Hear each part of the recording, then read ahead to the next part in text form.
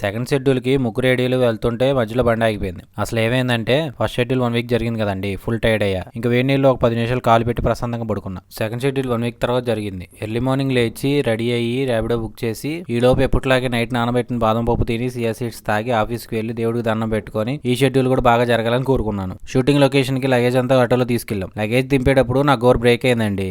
It's so painful but పర్లేదు. మా director Ravi Ganjam sir గురించి చెప్పాలంటే his vision and leadership qualities hard work behind every scene written and directed by him.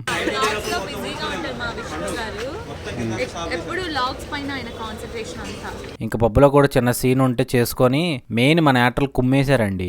ఒకళ్ళని కాదండి, అందరూ బాగా చేశారు. మీ అందరికి బాగా నచ్చుతుంది. డే అండ్ నైట్ కష్టపడ్డాం. ఇంకా మన నెక్స్ట్ శెట్టి బ్రో అయితే ఒక్కొక్క ఫ్రేమ్ యాంగిల్స్ అబ్బా ఏమన్నా తీసాడా పర్ఫెక్ట్ లైటింగ్ సెటప్ తో. నైట్ షూట్ ముగ్గురు ఏడీలు బైక్ మీద వెళ్తుంటే మధ్యలో పెట్రోల్ అయిపోయింది. 1 కిలోమీటర్ తోసుకొని వెళ్ళి పెట్రోల్ కొట్టించుకొని షూట్ లొకేషన్ కి వెళ్ళాం. నాకు చాలా డిఎంలు వచ్చాయండి, ఒక ఛాన్స్ ఉంటే చెప్పన్నా అని.